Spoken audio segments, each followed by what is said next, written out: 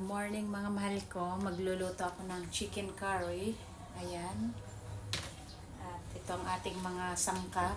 Pero yung camera wag na sa akin. Ituto ko na dun sa ginagawa ko. Ano? O sige, magsimula na tayo mga mahal ko habang si Mika ay nasa school. Madalian lang to. Ayan. Mga mahal ko, medyo mainit-init na yung ating fan. O maglagay na tayo ng oil. Kunti lang. I-distribute ko lang ng mabuti para uminit yung kawali. Sana'y naririnig yung boses ko kasi pagka medyo lumalayo ako sa camera ay nawawala. Igisa ko na tong aking sibuyas at ang ating ginger at ang ating garlic. Isahin ko na mga mahal ko.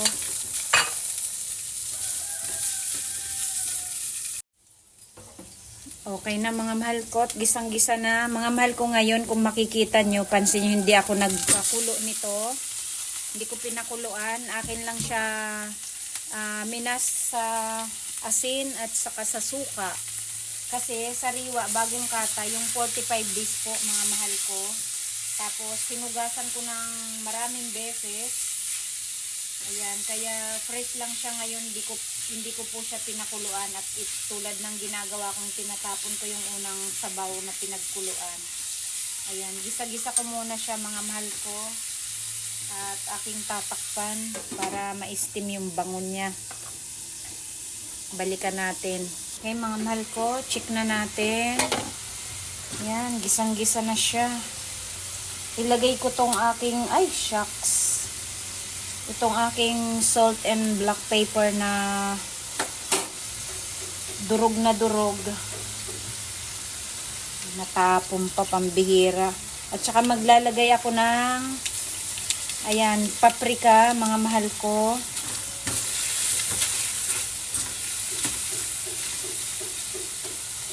Tapos maglagay tayo ng kaunting coconut oil, coconut gata. At maglagay tayo syempre ng ating curry powder, mga mahal ko. Huwag masyado. At lagay ako ng aking rice water. Dagdagan natin ang ating sabaw. At yan ang kaligayahan ni Bibi Mika, ang sabaw. Takpan muna natin mga mahal ko. Wala pa pala tayong Hindi pa tayo nakapaglagay ng kaunting patis. Lagyan natin ng patis, kunti lang. Ayan. Oops, enough na yan. Sige, mamaya na natin haluin yan. Pakuluin muna natin. Lakihan ko yung kanyang apoy. Check na natin mga mahal ko. Ayan. Mukhang ang sarap na. Tikman ko lang po kung anong kulang.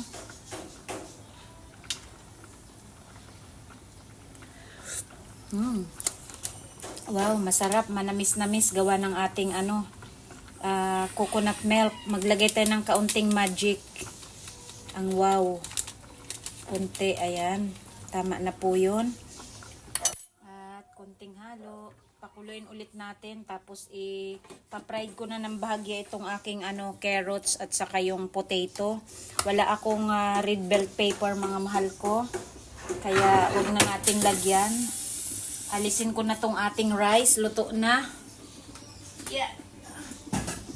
Okay, maglagay na tayo ng ating pagpriprituhan. Konting oil. Lagyan natin ng kaunting oil pang fried sa ating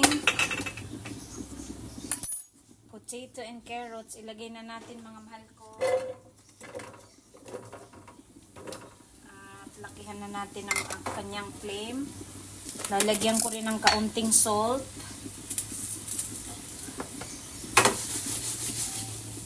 Ayan. Hayain natin yan dyan para maprito. Lagyan muna natin ng cover at ating alisan itong ating i-reduce ko lang ito ng kaunti pang sabaw niya kasi marami-rami. para mas masarap. Balikan natin mamaya mga mahal ko. Mga mahal ko, ayan, dahil nasa wala tayong red bell paper, wala eh. Ito na lang. Lagyan na natin tong ating medyo na fry na potato at carrots. Ayan. Para maging maligat siya mga mahal ko at dyan na natin lutuin ng tunay. Turn off na natin yan. Okay, balikan natin mamaya-maya.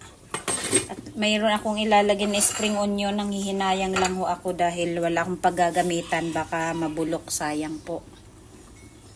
Final check na natin mga mahal ko. Wow. Palapit na maging sticky ang kanyang sabaw, so luto na yan. Malambot siguro na tong carrots. Teka, tikman ko yung lasa. Super sarap mga mahal ko. At ito meron akong 3 pieces dito. I-air fry ko para kay Baby Mika kasi dyan sabaw lang ang kakainin niyang uulamin. Sa chicken kakain siya, ano ko to, i-air fry ko mga mahal ko. Back to you later. Ayan mga mahal ko, talagang final na natin. Ilagay ko na tong aking spring onion ha. Optional lang po ito. Wala lang akong mapaggamitan. Sayang, kaysa masira, ay binili ko rin naman po yan. Okay. Very good na. Ang sarap na ng lasa mga mahal ko. Lapit natin ang ating camera. Ayan na ang ating napakasarap na chicken curry. Cooking my chicken curry. Yummy. It's done. Dito naman tayo mga mahal ko dahil na-warm up ko ng ating air fryer. Ilalagay ko ng aking chicken.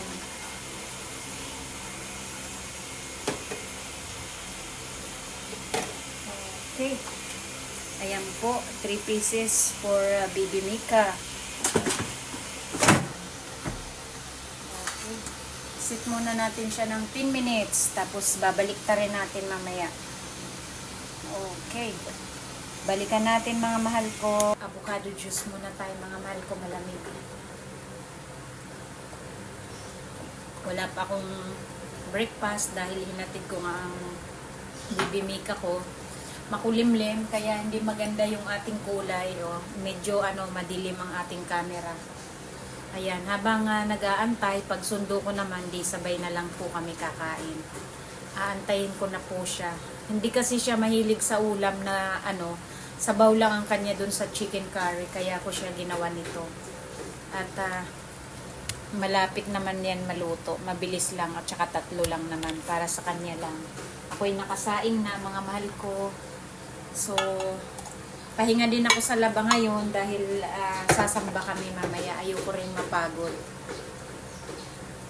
Pag susundo na ako kay Mika, di na ako magdadala ng phone kasi hindi naman yan allowed sa school. So, iiwanan ko. At ito na may naka-timer lang.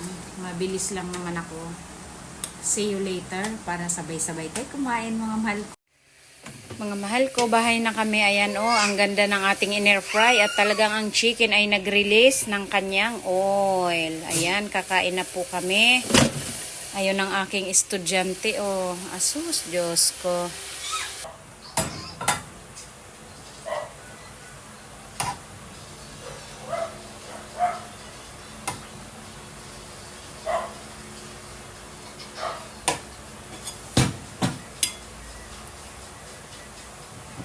Favorite ni Mika ang sabaw.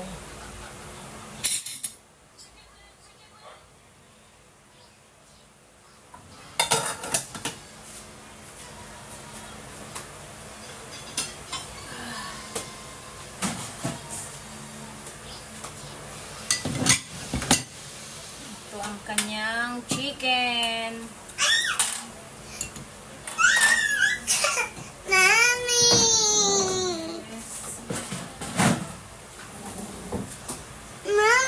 I give you more sabaw there. Wait lang po. I will get the sabaw mo.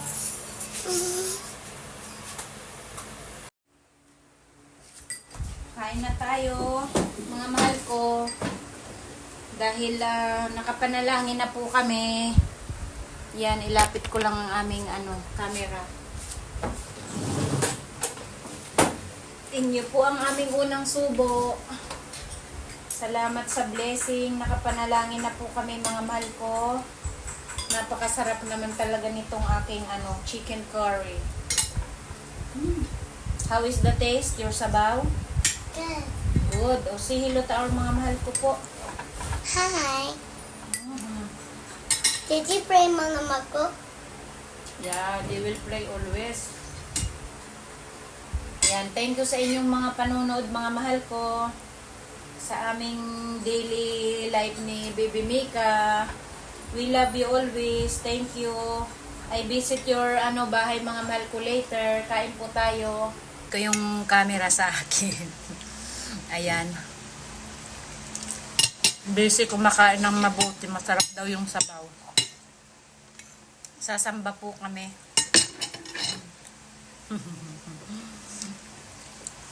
Ay, Diyos ko. Share the camera. Pag gusto niya po yung sabaw, masarap kain niya. Yung chicken.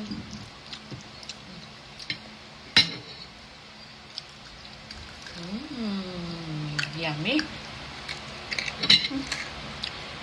Ang sarap ng chicken curry ko, mga mahal ko. Sakto-sakto ang lasa. Favorito ko ni Bunso. Sweet, pagbalik na, magluluto ulit ako. Ayan, mga mahal ko, nakadalawang rice na pang extra niya na yan kasi yummy daw. Is that yummy, anak? Opo. Masaya naman ako pag kumakain siya ng ganyan dahil talagang bihirang-bihira po kumain yan.